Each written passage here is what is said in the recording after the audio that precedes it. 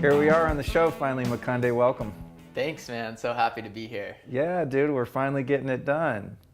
Yeah. So, guys, listening to the show here, I've been friends with Mukhunde for a few years, and we're kindred spirits in our love for nature, Kundalini yoga, healthy food, and more than anything, spring water. And so we're going to be continuing our special episode run here all about water, because I think it's really, really important. And to me, it's the primary foundation of health. It's just where you start with anyone is getting the water straight. So let's let our audience get to know you a little bit, my friend Mukhunde. Where are you from? What's your deal? So I was born in Georgia. I'm living in Maui right now, spending a lot of time also in Los Angeles and San Francisco recently, where we're doing water deliveries currently, expanding more to more zones every day, but spending lots of time in those places right now. And when I met you, you were living, I think, in Topanga Canyon, where all dudes with beards and long hair live in LA. And I met you through our mutual friend Elliot, and we just immediately hit it off because we're into so much of the same stuff. And I never actually, I've known you for a few years now, I never asked you this just because I'm just used to people having creative names. But what's up with your name, Mukhunde? People always have a hard time spelling it, pronouncing it. What's that guy's name? The water guy, Mukhunde Singh. People always ask me, what's that mean? Yeah, how did you end up with your special name? So I was doing lots of Kundalini yoga. Have definitely gotten a lot of insights from that, a lot of clarity and peacefulness. And in that tradition, you can request a name. And you basically email someone, you say when you were born, where you were born, they have like a secret formula, and they say, this is your Kundalini yoga name. And the name they gave me was Mukhunde, and I just liked how that sounded. And to me, it's kind of cool because there's a lot of Chris's out there. You know, that was like my birth name. But it's nice to be different to me, and to know that there's not really any Mukhundes out there. It's a word that means liberator, and it's the facet of God and of community that we can all liberate each other. We all have lessons to teach each other, and we all can uplift each other, and that's kind of what it means to me, and it's always like an affirmation of that. Cool, awesome. Yeah, it's funny. I never asked you that. I just assumed it was that because a couple of years ago I sent in to 3HO and did that process, and they sent me back my spiritual name, which I haven't elected to go by just for whatever reason. What was it? You know, I have it in Evernote. Simran, I think it was Simran something Singh. Yeah, it's funny. People always ask me that. I'm like, oh, I've never used it, so I just forgot. But I saved it and codified it because the woman that's doing it is still the one that was doing it when Yogi Bhajan was around. And so my teacher, Tej, I asked her about it. She's like, well, you know, it doesn't really matter if you do it or not. It's up to you. But if you're going to, I would do it now while this OG woman that's really good at Vedic astrology and all this stuff can really dial it in. So yeah, so it's cool. Who knows, maybe someday we'll have a new podcast host. But yeah, I've interviewed Guru Singh and Guru Jagat, and everyone in the Kundalini community typically has a name that's not their given name. And some people are kind of like off-put by that when someone has a spiritual name. But for me, it's like the name that your parents gave you isn't really your name either. It doesn't, you know what I mean? It's like you can call yourself whatever you want. Yeah, and the other thing is I think a lot of people do change their names throughout their lives. Like originally I was Christopher, then I was Chris. People kind of change their names a little bit throughout their lives, just depending on what kind of resonates with them. Yeah. Okay, cool. So I was just curious about that. Yeah. I digress. So let's jump into it. So this is all about water.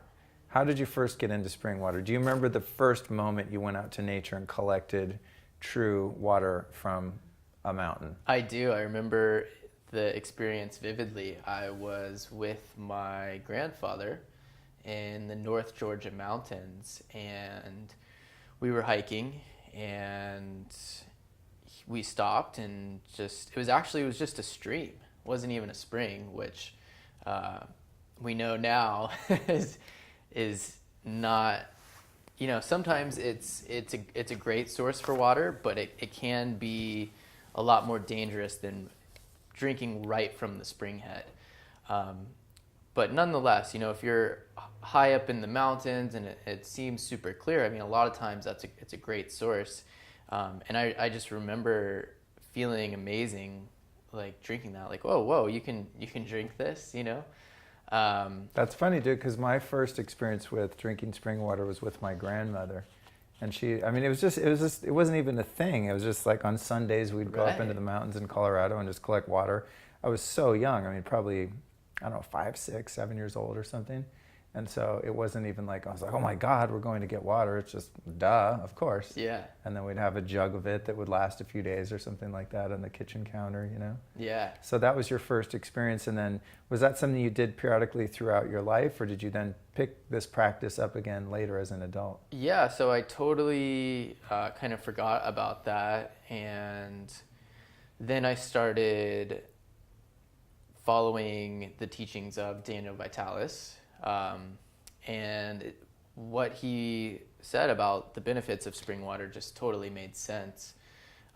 So I used his resource that he created 10 years ago, findaspring.com. And me and my buddy drove up to Big Bear, which is about 2.5, 3 hours from LA. And the spring was right there on the side of the road, super easy to fill up, and up at like 7,000 feet, so one of those nice high mountain springs. And I felt different immediately after drinking it. It was like, whoa, this feels very rich in minerals, electrolytes, all that stuff. I mean, I didn't really quantify it so much at the time. It was just like, wow, this feels amazing. So then I started collecting it and drinking it, going up there. I was just in a little Prius, the car I had at the time, just bringing back a few jugs, and it was just astonishing to me that, I learned every spring water company providing spring water to the public is processing it with UV light, ozone gas, and submicron filter, which is scrambling the DNA of the healthy microorganisms in the water, which means that it won't turn green, so it can stay shelf stable in hot warehouses, in hot delivery trucks. And what's happening there is it's destroying a lot of the healthy stuff and just kind of tainting the water.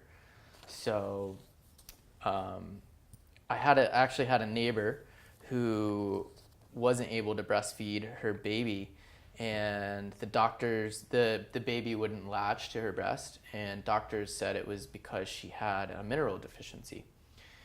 And I shared some spring water with her, and in a few days she was able to breastfeed her baby again.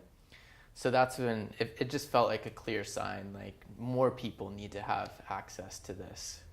So I remember when you first started going up there, and or maybe not when you first started going, but when you first started bringing the water to people, and you fashioned this sort of trailer, this wooden trailer on the back of your truck or van or whatever.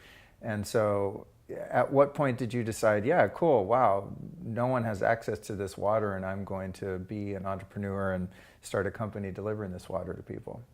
That was about 4 years ago.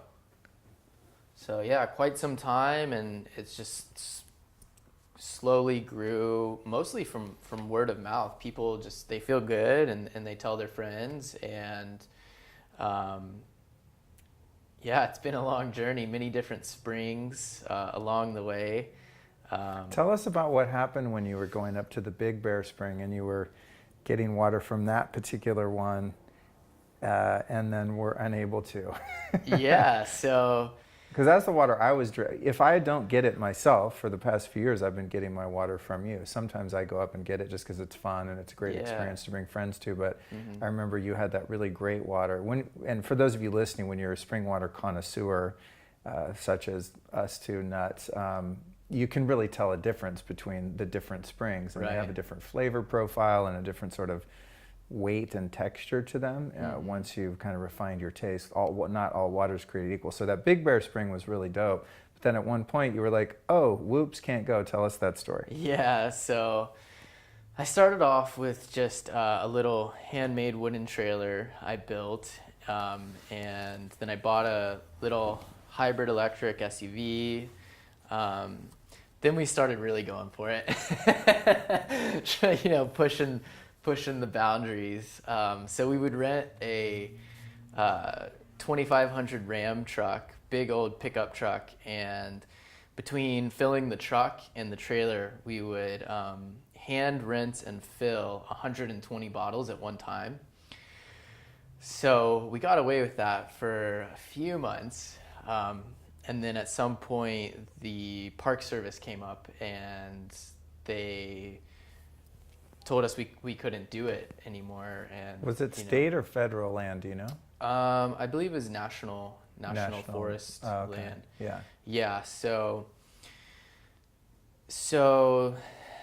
we left the spring. Got most of the bottles filled up that trip, luckily. And then we came back like in a week or two, just like, I think it was that we came back like at nighttime. We're like, all right, well, let's see how far we can push it. And there was a giant boulder right in front of the pipe that we had been filling up at. So that's when it was a clear sign that we needed to do more of a legit operation. Right. So your humble beginnings were very punk rock, basically. Totally.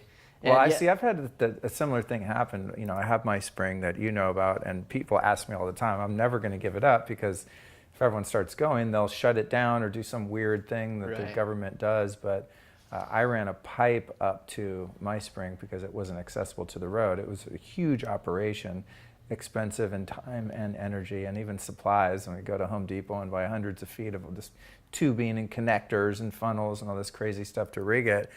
But I would just go up there and get my own water. I'm not trying to start a company or anything. I just want 3 months worth of water, as much as will fit in my truck. And then I went up there a few months ago, and there was a big truck parked there, and there was this guy with his family, and they had like a bunch of lawn chairs out, and they were basically having like a family, beautiful family Sunday, filling up all these bottles, like just every size bottle you can imagine. And he had run this big ass pipe. He was a much better plumber than I, and he ran this big kind of like a fire hose up from the spring, and he was filling it up. And I pulled up, and I was like, oh, damn, the spot's getting blown up. But hey, listen, it's a free country. Like, they got there first. So I decided, well, we'll just wait until these guys bounce. But I go up and talk to the guy, and he's like, yeah, man, the Forest Service came by and told me to leave. And I'm like, screw that, I'm not leaving. So I just kept pumping my water. I was like, oh, no, the man is onto us. Yeah. So we climb up the hill and just go for a hike and take some photos and stuff. And then we're watching his operation from up above. We all have walkie-talkies, me and the crew. And I think we're shooting video. Yeah, that's right, we're shooting video. That's why I didn't just leave. And then we see the Rangers come and and their walkie-talkies, talking to him, and then everyone bounces. Like, they kick him out and then they leave. And we're like, well, what are they going to do? I mean, they're just going to tell us to leave. So we hook up our pipes and we filled up and we made this video. It's actually on my YouTube channel. Nice. It's like how to harvest your own spring water. It's a really cool, comprehensive little, maybe 15, 20-minute documentary on how you do it.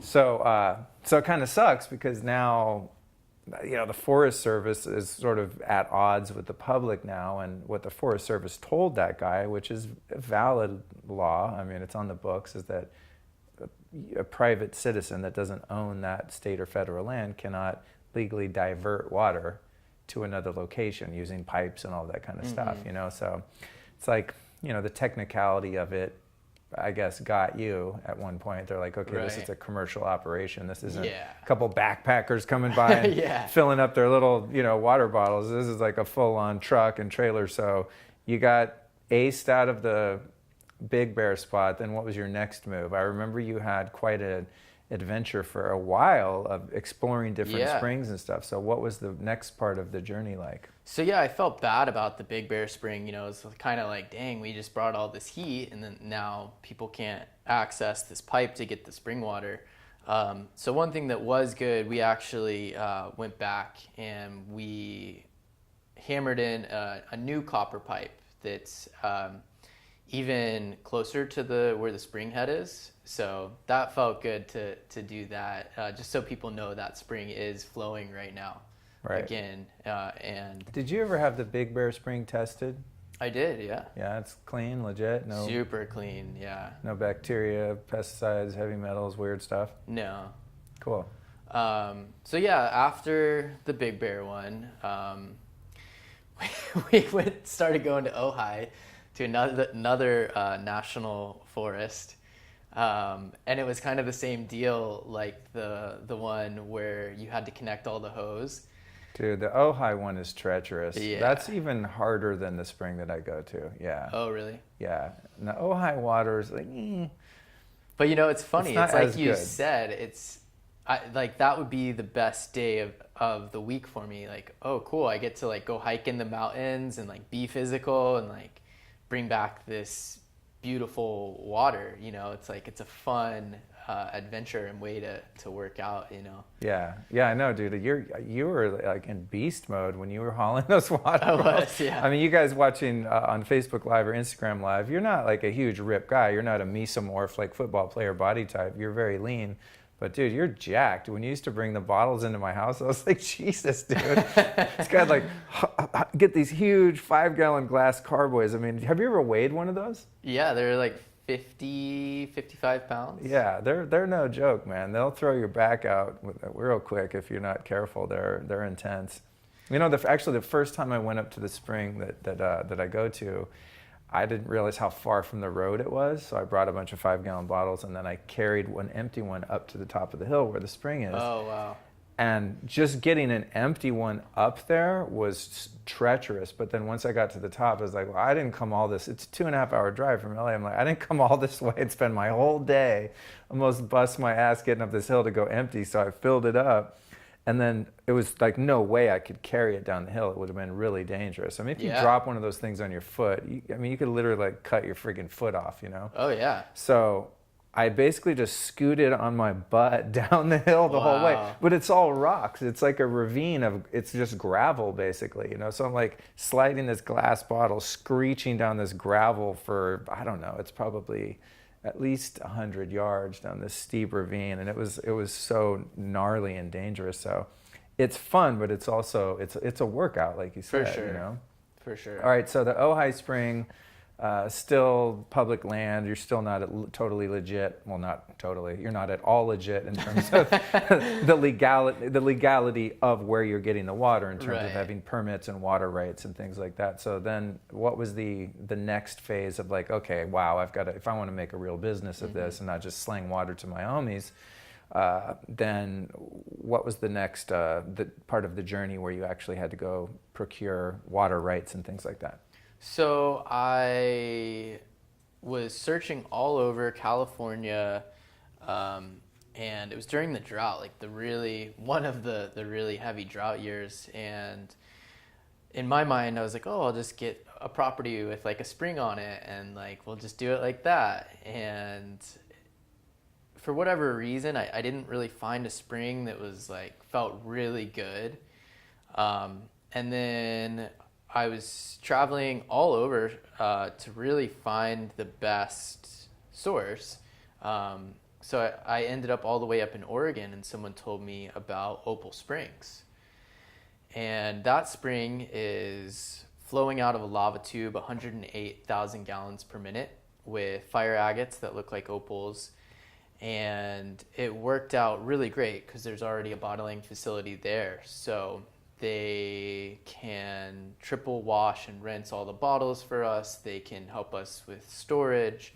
And the profile of that water is just the best I've ever seen.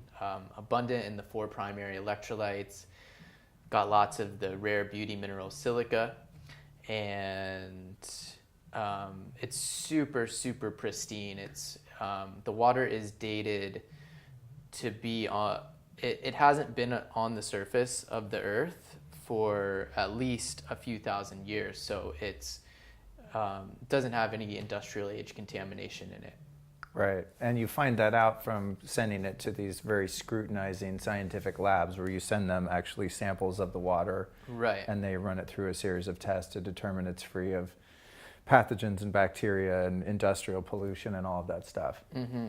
I think this is where people get confused, and we're going to go into some of the media coverage because that's really one of the main things I want to talk to you about, because oh man, it bothers me so much when the media intentionally lies to the public, and they've been doing a lot of that around the water issue.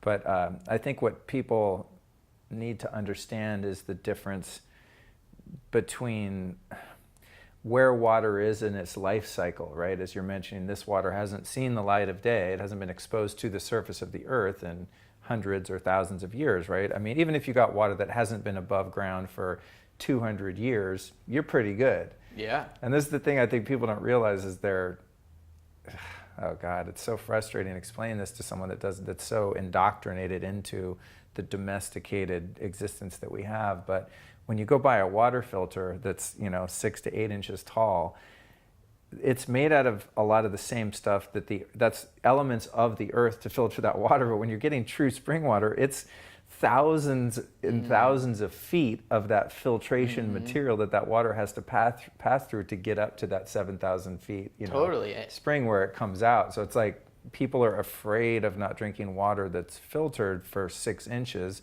when you could have water that's filtered for thousands of feet. You know? It's like it's kind of hard to get my head around why that we're so disconnected from the earth that like drinking water from the earth in a safe, scientifically tested way is so foreign to people. It kind of speaks to how disconnected we are as a species from Mother Earth, Yeah, it's so true. And not only is it getting filtered through all those layers of rock, but it's also getting charged up as it's going through crystal and mineral lined channels and getting structured with all of the Earth's energy. So it's not really something that you can recreate from filtering tap water or something like that. Right. And so once you locked in this property, I mean, you must have been pretty stoked that you finally found a pristine spring. Yeah. So did you find the spring, talk to the people that are like, cool, we want to work with you, and then the next step was getting the water tested, I'm assuming, to make sure that it's worth it, there's no contamination or something like that. And then what's it been like to scale the business from a business perspective as an entrepreneur? I know you've had different iterations, and it started out with your little homemade plywood trailer, and next thing you know, there's like a full-on one of those Mercedes Sprinters pulling up to my house with logos on the side, and it's refrigerated, and it's a real thing now. Yeah. So what's the process been like that from a business person's perspective? It's been a lot of fun. It's something that no one's ever done before. Reusable, unprocessed spring water in chilled, reusable glass. So it's been a lot of fun. It's been a lot of challenge to finance the growth that we're experiencing, and it's definitely not always easy. We've been criticized for having super expensive water, and there's a reason that it is more than most water, and that's because refrigerated trailers for transportation and refrigerated warehouses and refrigerated delivery trucks, all of those things, the glass, the lead-free glass that we had custom made, all of these things are not the most inexpensive option. So it's not like we have huge profit margins, and a lot of what we have earned has just gone to growing our infrastructure so we can make this available to more people. Right. And then what was it like dealing with the like the government regulatory agencies in terms of having the ability to sell that water without following the regular protocol of sterilizing it essentially and processing it, as that word you use, like a processed food. And most of us are drinking processed water. I understand that the town, a couple towns around where you're spraying, actually the whole town subsist on that water as their primary source. Is that, what's up with all that? And like, how are you able to, why do you have to not blast it with UV or put chemicals in it to purify it and things like that? Yeah, so that was one of the cool things with finding Opal Springs, is that the water is so pure.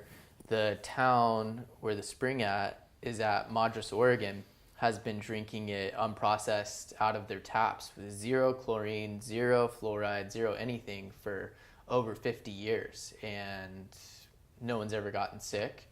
And that is a beautiful idea that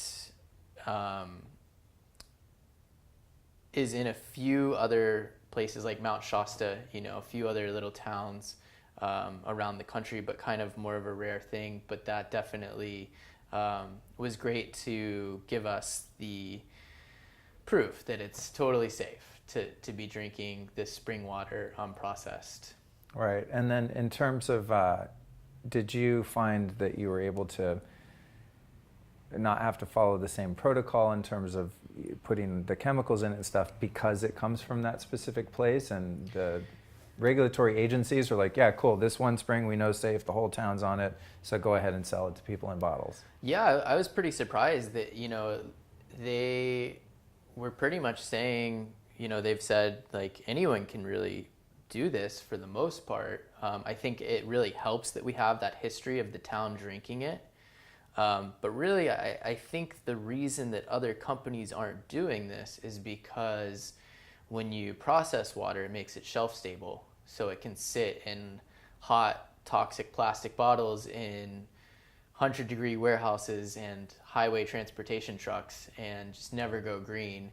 And they don't have to worry about how fast it sells or keeping it chilled. And it's really just companies doing it for higher profit margins. Right, so it's sort of like bottled water that's processed is kind of like the Twinkie versus an apple. Yeah. It's like, so if you're selling a product that expires, obviously that's going to devalue it if you're a large scale company like that. So it's not as if, Nestle that owns a water company or something is trying to hurt everyone by selling unprocessed water. It just makes more sense to the bottom line because they can put it into grocery stores and 7-Elevens and gas stations and airports and wherever they put their bottled water, and it's going to sit there for longer without quote unquote going bad. Right. And I think that's the interesting thing to me is that, and we're going to talk about some of the media coverage and how that's been skewed lately, but one of the quotes was that I was watching on, I think it was Stephen what's his name, Colbert or something? Yeah.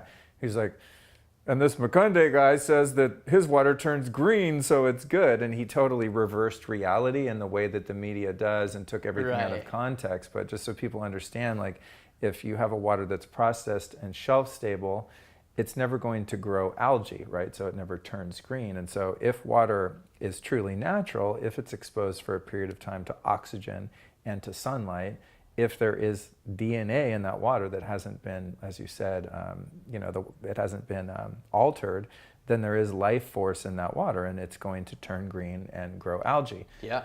And even if it did, that probably wouldn't hurt you, because what do you think Daniel Vitalis pointed out, what do you think you're eating when you eat spirulina or chlorella? If you're into health, like, that's algae. Like, water turning green, I don't want my water that I bought from you to turn green. I drink it before because I want it fresh. But it's not like if it turns green that means it's bad. Like, what's actually bad is drinking poorly filtered water or tap water or any of the other, hundreds of varieties of water that are available to us. But it's interesting how that particular piece has been turned into a negative, where for me, I'm like, cool.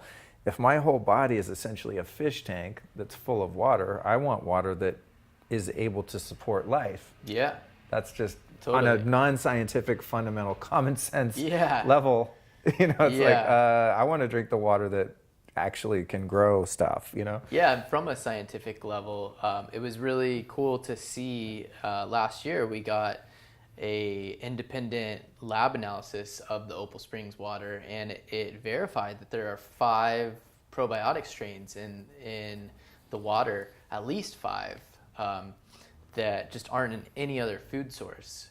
So it's amazing that you can be drinking water, getting 5 different strains of probiotics in every sip, and those things aren't in anything else. It's just so imperative for our healthy gut microbiomes. Right.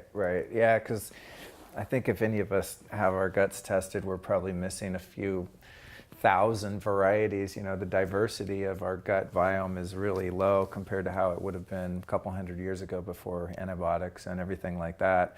So let's go ahead then and get into, because I covered a lot with Daniel Vitalis in part 1, just about like why tap water sucks and the different filters and all of that stuff. So in an effort to not be redundant, I really wanted to just kind of get your story as a business owner, and I want to support what you're doing, because personally, I don't want you to go anywhere, because then my ass is going to have to go get my own water. Right. I don't necessarily have time for that all the time. Well, it's also, we don't want it to, the idea that we as adults have the choice to drink unprocessed spring water. We don't want that to go anywhere, and that's a real danger. There's all of these giant corporations that they don't want to have the public find out that their water is not the best, because then they're gonna eventually have to refrigerate and stop using toxic plastic, and they've got all this stuff, all of this money invested in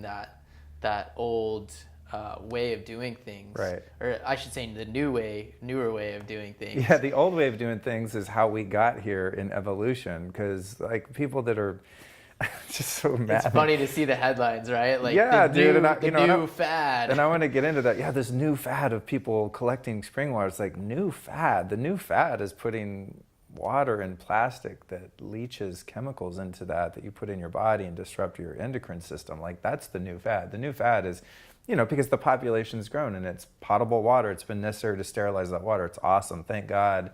The water coming through the tap is not going to give me giardia if I happen to get some in my mouth when I brush my teeth or whatever. Cool. But I think one of the reasons people are so afraid of this is because going back, 3 or 4 generations, or now at this point I'd say maybe 3, that the idea of getting your water from anywhere from other than corporations or the government is scary. And so it's like with food and water and things like that, in terms of personal autonomy and freedom, I think that as a species, we almost have this kind of Stockholm syndrome where we need an authority figure that we have to get our water and food from. Like the idea of wild foraging food and herbs out in nature, like everyone's so terrified of dying. It's like, dude, you could die faster from MSG, GMOs, right? Aspartame. Like, it's funny that the stuff that people are, I'm talking about the general public, the things that they're afraid of.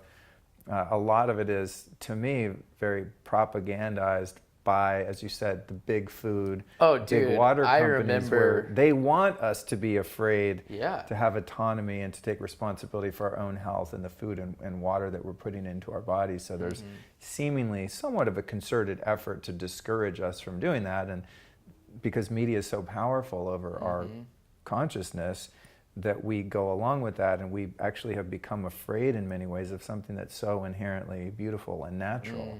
And I think that's why I really wanted to take time to cover this issue on the show, because it pisses me off. It's just like, it's not cool. It's our birthright. And as you said, as an adult, a consenting adult, if I want to go drink out of the freaking LA River, that's up to me, as long as I'm not hurting anyone else. And if I was selling LA River water to someone, well, then I'd be karmically and legally accountable for that.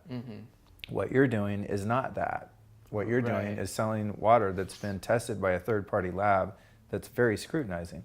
Because you were telling me about the different lab tests that you've had. There's, you could go get a water lab test that tests for X number of things for $200, or you can get the Mac Daddy test for $2,500 that tests for every goddamn thing under the sun. And you publicly share those lab results. You emailed it to me at one point because someone was like, I recommended it, and they're, how do I know it's safe? I'm like, oh my God, here's the lab result that he paid someone a lot of money to do, you know? Yeah, and we test every batch for harmful bacteria, and just, you know, no one's ever gotten sick. That's the funny thing when you see these headlines like, you could die. It's like, Right. really, you could die? But this whole town's been drinking it out of their taps for over 50 years. Yeah. You can also die from just falling down my stairs on the way out today. Yeah, well, I think it's funny. The same week most of these articles were coming out, someone actually did die from E. coli, and it was from eating GMO like lettuce or spinach or something like that. And it's like, if that person probably wouldn't have died if they grew that spinach themselves, or like they knew the farmer. You know, it's something like that where it's like, it's just funny. So there's all this, I want to cover this media blitz right now. It's really interesting to watch a phenomenon of like what do they call that? Like a meme that starts within the media, and one news organization jumps onto a story, and it's clickbaity, you know? It's like, ooh, that's sticky. It's like, yeah, people are going to click on that. Oh my God, the water, what are they doing? Fear? These It's a fear-based?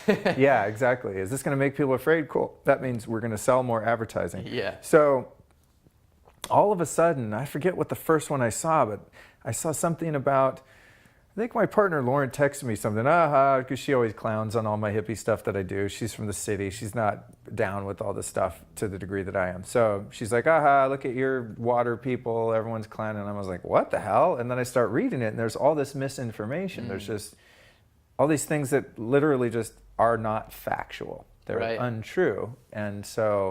And then I start seeing it pop up here and pop up there. And at this stage we are today, at the end of January 2018, there are literally thousands of web articles that have come out in the last, month or two. Oh yeah, my face is on video screens at gas stations. Your company and just the natural unprocessed water movement. And then as I started to dig into some of that stuff, being someone who's been into this for a long time and is somewhat educated to how it all works, I'm like, oh my God, these guys are all liars. I mean, it's just liars. There was one article from a paper in Oregon, and the woman had actually reached out to me, the journalist, a true journalist, not a fake news, purveyor, but someone who actually does research. She had emailed me or messaged me on Facebook, but I missed it. And so it had already come out, and I read her article, and it was actually fair and based on facts, the pros and cons of it. It was unbiased and real, but most of the other stuff that I've seen come out, I'm just like, oh my God, these guys are lying, and they know they're lying. They're just doing it to be sensational or whatever. So take me back to like the first email or the first call you got as just a dude minding your own business, running your little business from Hawaii. Like, how has this thing unfolded? So Nellie Bowles with the New York Times reached out because Gizmodo actually, which is a tech media outlet, they ran a story. They were like one of the first ones to say, like, look at all of these idiots spending money on overpriced water, and just the whole thing. Like, look at all these idiots paying more for organic food when they could eat at McDonald's. Yeah, I get it. It's a new idea to a lot of people, and it's hard for people to really like accept, like, oh wow, I've actually been drinking subpar water my whole life. It's a hard thing for people to really embrace, and I get that. So she saw the Gizmodo article, and she realized this. What we're doing is definitely a new idea for a lot of people, and she wanted to do an article, so I was happy to oblige and invited her to our spring in Oregon, and did an interview with her. And it was interesting because when the article came out, they saw that we collect our water from a covered spring head right at the spring. So there's no chance for an animal to like poop in there, right? And which is really the problem, just for people listening, that's the problem with getting water out of a river, stream, creek, whatever, is because if the water is above ground, that means it's very likely that upstream an animal is taking a crap in there, put dangerous bacteria in that water. But a true spring has not been exposed to air or land or poop because you're getting it from what we call the headwaters, right? Right. Okay, carry on. So they saw our whole sterilized bottling facility. They saw the spring, head, and yet they chose to picture a photo of the creek that is fed from the spring with a misleading caption. They changed the caption like 3 days later and like sent me an apology email, but it was very much kind of misleading people to believe that we were just grabbing water out of like dirty rivers or like potentially contaminated rivers, you know. Ha ha, we'll sell it to these health nuts in Silicon Valley. Yeah.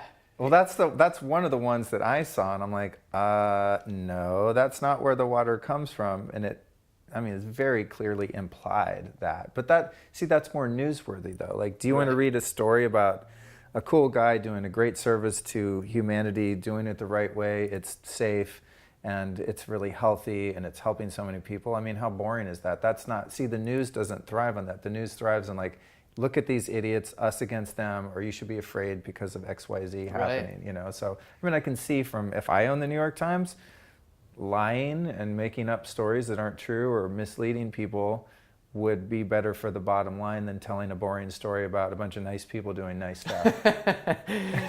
Yeah. Because the human ego like loves drama. So there's drama and like, oh my God, these idiots are selling water from a dirty algae pond with feces in it to a bunch of other idiots and overcharging them. Wow, I got to read this. This is, it's got that element of totally. Yeah, and they didn't even accurately portray the price of our water in the majority of the articles. Some of these articles were saying our water is $60 a gallon, which is just, it's crazy, you know? The water we offer, it's like $5 to $6 a gallon. And it breaks down to like $2 or $3 a day per person to just that drink doesn't the most sound like pure that water much to me. Because even if you go to the gas station, you get a Fiji or something, it's like $3.50 or something for a little bottle. Yeah, I think if you bought like cases of a decent bottled spring water, I think it would be more than that. I feel like.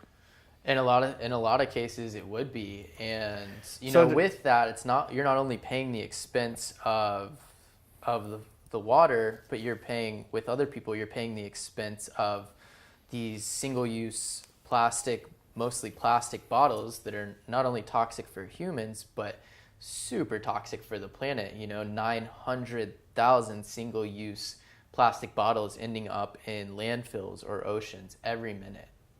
900,000 every minute? It's crazy. Oh, that's madness, dude. Yeah. That's madness. I know I've seen footage of these plastic islands in the ocean and stuff. Yeah. It's heartbreaking, man. Especially, like I'm sure. Hey, what sign are you? Are you a water sign? I'm a Libra. Oh, you are? What's that? It's the scales. Yeah, but is it a water sign or fire or whatever? Do you know? I think it's air sign. Oh, it is air sign? Okay, because I'm a water sign.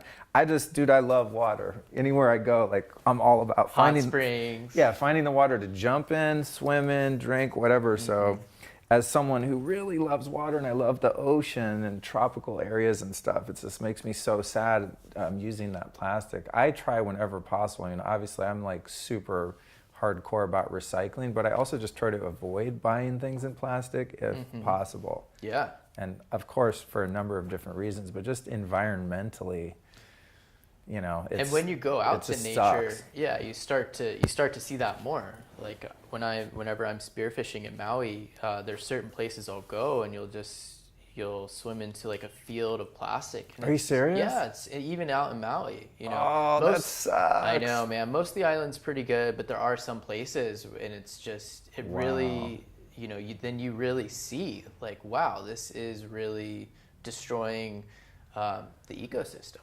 Yeah. All right. So you get the New York Times thing. Take me back through a few more of those interactions with the media. Yeah. It's also just fascinating to me because I think the world is really waking up to the fact that you really can't believe everything that you read. I mean, I don't have, we're in my living room. I don't even have a TV, so I don't know exactly what people are seeing, but I do definitely see a lot of information that's just not true. Yeah. So what were some of the other experiences, and did you have any positive experiences where somebody gave you a fair shake, or are they all kind of duping you and the readers of their publications? There was a few fair shakes, but the majority of every single major media corporation took this story and said that what we're doing could be potentially harmful, if not deadly. And yeah, it's just really fascinating to see, even like the article you said, right, in the Oregonian, like there was a few that were balanced on both sides. But something like the Oregonian, they asked a Mountain Valley spring water representative, like, so what's your take on this? What are you guys, what kind of, what are your thoughts? And a Mountain Valley representative reached out and said, oh yeah, our water's unprocessed too. It just goes through a charcoal filter. And you go right over to their website and it blatantly says processed with submicron ozone gas, UV light. So it's funny, it's like companies want to, I think they're starting to realize, like, oh wow, this actually does make sense, but we need to kind of give it the kibosh as fast as we can, so that we don't have to comply with giving people the best water ever.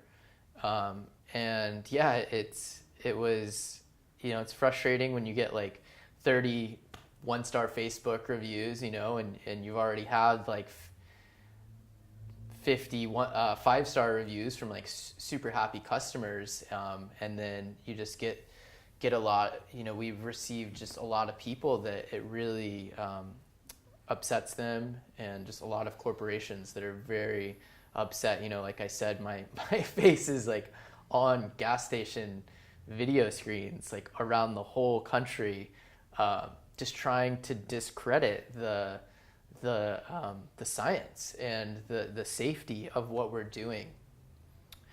So yeah, the Stephen Colbert one was like, it was so brutal, but it was actually really funny. Funny. I'm sure you're a humble guy. You're able to laugh at yourself. I mean, the way that they framed it was just like, it does, if you didn't know anything about it or didn't know you, it totally sounds like such bullshit. Like, oh, this fucking hippie guy just goes and gets this runoff out of a sewer and sells it for $60 a gallon, and it's better if it's green. And they pulled quotes from you that were so, if taken out of context, there were some bold quotes. Sounds so, the stuff about the fluoride and conspiracy theories and all this kind of stuff. And like, I'm watching it, laughing but at the same time, like, wow, how many people that are fans of that particular show will never have the visceral, beautiful human experience of interacting with nature in that way, Yeah, man. It's a bummer, so it's and like, that's it's all funny at the end of the day and all that, but it's like, oh man, it's not really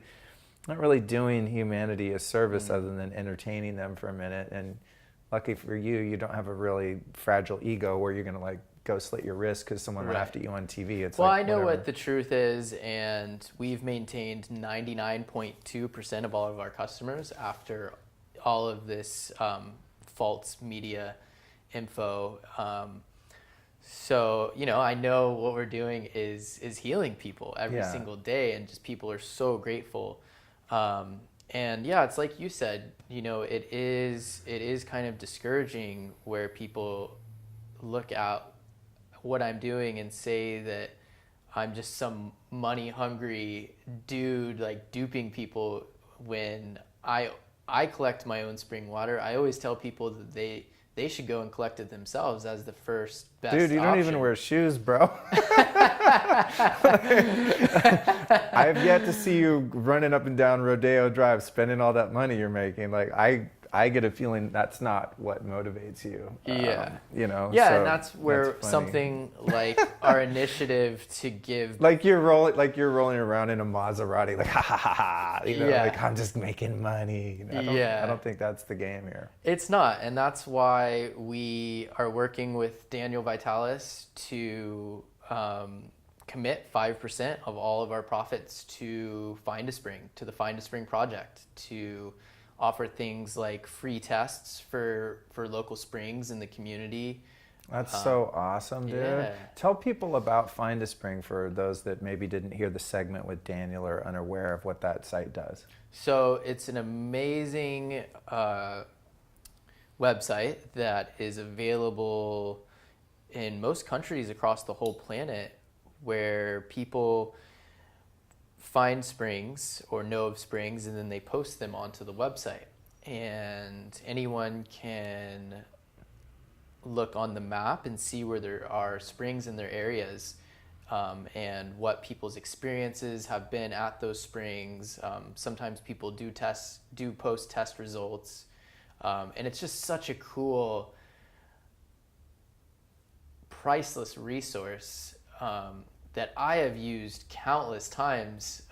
Whenever I go travel somewhere, you know, it's like such a fun thing to just make that my first stop. Like, cool, let's like tune into nature, and let's go collect some water, and It's fun. and just vibe that out, you know. It's fun. Yeah, Find a Spring is really cool. I'd encourage anyone out there to explore that. It's a really neat experience to be able to go, and it's like a hunt. It's like a treasure hunt, you know. And the directions sometimes are a little off, and the coordinates don't make sense. And you'll ask a local, and they're like, "Oh, go down by the third stop sign and turn right. Go 20 miles and hike up the hill 10 feet." And you're like, you get lost. It's frustrating, and you find it and you fill up and all of that. So I think it's obviously it doesn't help your bottom line if you're like, "Hey, buy my water or go find your own for free." I think that is a testament to your integrity, and you just want people to have this experience. Yeah. So that's very cool. What was up with the? You mentioned that you did something for Comedy Central, or what was the?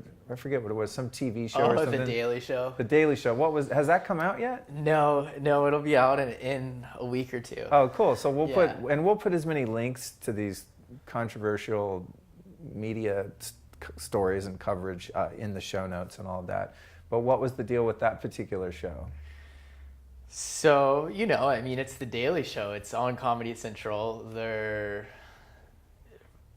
out to promote stories that make fun of people and promote fear, and that's what sells advertisements, and that's what gets ratings up. So we'll see. So you don't really, because it's not. So you haven't seen the edit, so I guess you don't know. No, I haven't seen the edits, but also I can tell when someone's trying to play me, you know, and hopefully they feel good about airing 10 or 20% of the truth that is the reality. Yeah. So we the other day did something really amazing, and you located a spring actually in Hollywood. And I can't believe, for as long as I've been into collecting spring water, that I've not found this spring. I've never heard of it, and I've never even been hiking on the trail, which is called Fryman Canyon Park. Is that what it was? I mean, I'm like Mr. Hollywood hiker. I love getting outdoors. Super cool trail. Park. It's so weird that I've never been there, and I've driven by a bunch of times. I always thought that little parking lot was just a lookout. Just, oh, great, stop and look at the valley. I'm like, I've seen the damn valley. I'm not impressed. Like, you know, I just never stopped to look at the view on that side. So we hike down, and we actually meet the Ranger Tim there. And just, he was like, this dude was like an enlightened master. He was so freaking happy, just such a beautiful guy. And he's been drinking from the spring there on that trail for years. And he was drinking from a different spring. Oh, from a different one. Okay. Yeah. So he didn't even like, he like knew that spring was there, but it's funny how we just like, you know, we have kind of like the sheeple type thing where we just look to other people like, oh, no one's drinking it. Like it must just be, you know, maybe there's probably something wrong with it. Well, we filled up, and it tasted nice and Yeah. cold and clear. Now I understand you're going to do some lab tests just as part of the Find a Spring, charitable part of what you do. That you're going to test that water, and then we'll find out Yeah. for sure. I mean, I just took the chance and drank it, hoping that it's not infected in any way. We'll find out. But I think that's going to be a cool resource for people in LA, man. You can go on a hike and 15 minutes, 20 minutes into the hike, actually fill up your bottle with natural spring water in the Hollywood Hills, like on Mulholland and freaking Laurel Canyon. It's crazy. Yeah. So Yeah. A lot I'm of people excited. have reached I want to out. share it with people yet until spring's been really vetted, but I'm like really hoping the labs come back as Yeah. clean, so I can start to take people up there. It's a great experience. I have a lot of people that come to LA. Oh, I want to biohack LA. What are all the cool things? I want to go get spring water. I'm like, well, we got to drive really far to get any spring water here, so that'll be cool.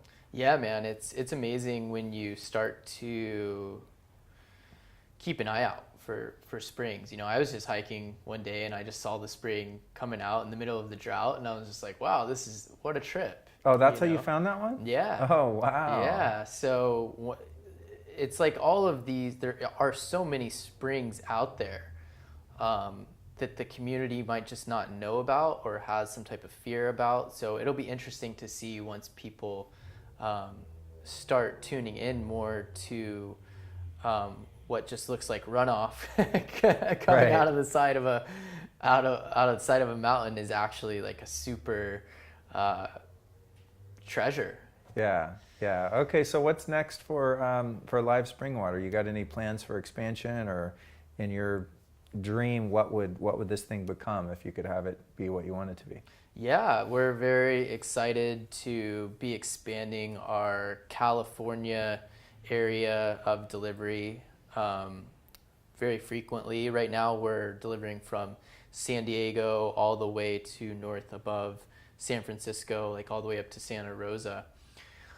And we're very excited to make this a national brand, to be first to market and the first solution for unprocessed spring water in chilled reusable glass.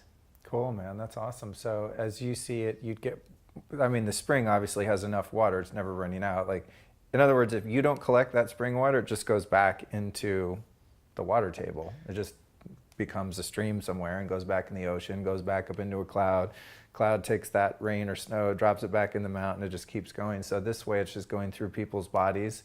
They're releasing it into septic systems, and then that water eventually ends up back in the planet too. Yeah. So it's not like you're going to run out of water. So you could effectively really have an opportunity to scale and go to, you head up into the whole West Coast and then move over a little bit east and a little bit further east. And yeah, I think for thing. the East Coast, we would like to look at other springs that are out there, just for the for obvious reasons, right, that it's close. It would be closer to out there. Yeah. It seems like the spring water companies do operate primarily locally. Like, there's a spring water company called Saratoga Springs in upstate New York, and if you want spring water in New York, like when I used to go there for work a lot, I'd order a couple cases of it to my room because that was the water of that region. Mm-hmm. That's kind of cool. It's neat to get water, even if it has been processed. It's cool to get water from that local area. Sometimes I'll travel and I go in even Whole Foods and like, oh, I never heard of this water. And it's some local company that's put together a little bottling facility. So I'm looking forward to seeing what happens. Well, dude, thanks for being out here. I'm glad we're able to catch you right in the middle of this current media storm, on your trip to LA. Not that I'd be mad at coming over to Maui to do an interview. I've threatened to do that. There are people over there that I'd like to talk to as well. But thanks for taking the time to sit down today and, help give your side of the story as a startup business owner who's doing cool stuff in the world. I appreciate it, dude. Well, I would really want to say that I appreciate you taking a stance on what is a very controversial topic right now. There's definitely a lot of doctors, even doctors that have been getting our water for years, and they're kind of like scared to say like, oh yeah, we drink it, like it's good, So I want to thank you for really. Dude, of course. To me, like, show me the labs. That's it. That's right. That's the end of the argument. It's like, cool, Yeah. You think this is unsafe? Let's send it to a laboratory, third party. We have, there's no payola. It's a legit lab. Let me look at that piece of paper. I want to see negative, negative, negative, negative, on all the pathogens. We're good. That's the end of the conversation. Right. There's probably a lot of springs that are contaminated. There's a lot of water that's really polluted and dirty. Cool. I'm not going to drink those. I'm going to try to test mine. So to me, it's just like basic common sense, Right and on. the beautiful thing is, as we said, every person of age can go drink whatever you want, man. If you believe tap water's safe because the DWP says it's safe and you like it, then cool. Like, I'm for personal freedom, Yeah. I'm for each individual living their life how they want to live it, with the exception of if any of their behavior is harming other people. I just live by do no harm. So I think it's great. You want to drink water out of your freaking toilet, go ahead. But I'm going to drink water as close to the natural source as possible, because based on our evolution, that's how we got here. Yeah. And everyone doing a news report about how dangerous this water is, they literally would not be alive if their ancestors hadn't subsisted on spring water. Yeah. Like, that's why we're all here. The planet we would be extinct had we not evolved drinking water from the earth. Where do you think water comes from? I mean, some of it comes from space, but a lot of that shit's just here, Yeah. So I think it's kind of a moot point, but it is also good to be safe, and I think that people should be considerate about where they're getting their food and water and make sure that it is safe. Cool. You want to do a news story on the safety of water? Awesome, but there needs to be two sides to the story, and there needs to be truth and integrity in that. Well, thanks for providing that other side of the story. Yeah, for sure, man. It's what I love to do. I'm a truth seeker, and that's what the Lifestylist podcast is about, dude. Is like, let's get down to the nitty gritty and find the truth in any given practice or supplement or lifestyle choice or yoga, spirituality, the best meditation. I'm like after what's best and most effective in all areas of life, so that we can just feel better. And if you feel better, you're a better person. Yeah, man. I've been noticing that this week, because I've been having this weird sort of head trip going on where I'm dizzy and stuff. I'm trying to sort out today. I feel good, but it's harder to be a nice person, I noticed, when you feel like crap. And I haven't felt that great in the past couple weeks. I just got something going on. I don't know. I'm figuring it out. And not like I'm running around being a jerk to people, but I'm definitely not able to, be as patient and tolerant and kind and helpful to other people. So I think that's where the health piece really comes in, is if you feel good physically because you're having pure water and food, man, you're just a better person. You're a nicer person. And the more that spreads out into the world, the better it is to be here. So, dude, I've learned a lot from you about your journey today, as has the audience. Who have been 3 teachers or teachings that you'd like to give a shout out to that our listeners might go check out to learn more? Yeah, so Daniel Vitalis, definitely, first and foremost, has been such a mentor and guide for me over the past few years. The concept of rewilding, returning to having a relationship with the things that sustain us, like food and nature.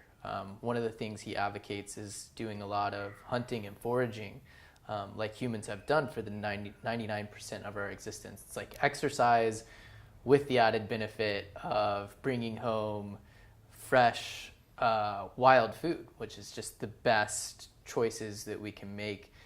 So I've really integrated a lot of his teachings in my life, and just so grateful for the way that he has taught about the benefits of that. Guru Singh would definitely be one of my mentors. Kundalini yoga teacher, who is just a stellar, epic human being. When you meet him, it's just one of those people that you can feel is very much coming from a place of power that's not based in ego. It's based in love and based in a power that comes from showing up for others, living in service for others and doing the internal work that's not always easy to really elevate ourselves. And you can see that through him, and he definitely inspires me through his lectures, through his all of his speaking. Awesome. Yeah. That's a great description. Yeah, I like that. I've had a few people I've met in my life that have a real sense of power and integrity that's not prideful and based in ego. It's just in their breath, in their presence, and he's definitely one of them.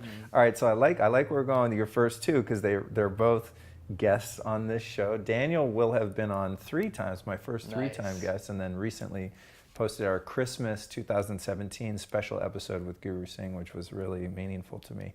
So who's your third? My third would be the Buddha. I was like, I hope it's another podcast. I've not had the Buddha on. I've had some Buddhists. I had Sharon Salzberg on. She's a Buddhist.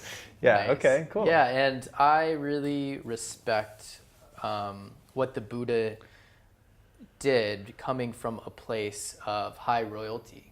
Coming from a place of high royalty and yet seeking out a life that was separated from that in order to serve others. And I've actually done a Vipassana 10-day silent meditation course that is based on the teachings of the Buddha, and that has given me a lot of acceptance and teachings not to just pay attention when you have cravings or aversions to things.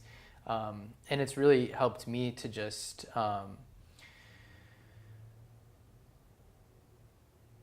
not let all of the ups and downs affect me so much and kind of just be a conduit for whatever Great Spirit wants to do through me. So awesome, man. Yeah, I'd love to do one. I did not a Buddhist, but more of a Hindu 21-day silent retreat many moons ago. Yeah, and it was powerful. I'd like to do one of those. I have a show coming out in the next few weeks. I think it'll come out after this. I'm not sure actually, but with this dude, Young Pueblo, I recorded in New York, and he's a Buddhist guy, and he's done a lot of those 10 days. So we did an episode pretty much around that particular retreat. I'm excited to put that out. Yeah, it's like weirdly one of those things I've not done. So thank you for reminding me of that. In closing, where can people find you on website, social media, all that jazz? We are at livespringwater.com, and you can find us on Instagram at livespringwater. Awesome, dude. Thanks, man. It's great to see you. And I'm going to take you up on your offer to come to Maui very soon. I got to get out of the city. Yeah, you do, man. The more time you can spend in nature, For real, dude. Yeah, I need some island time. All right. Thanks for coming, man. I'll see you soon. See you soon.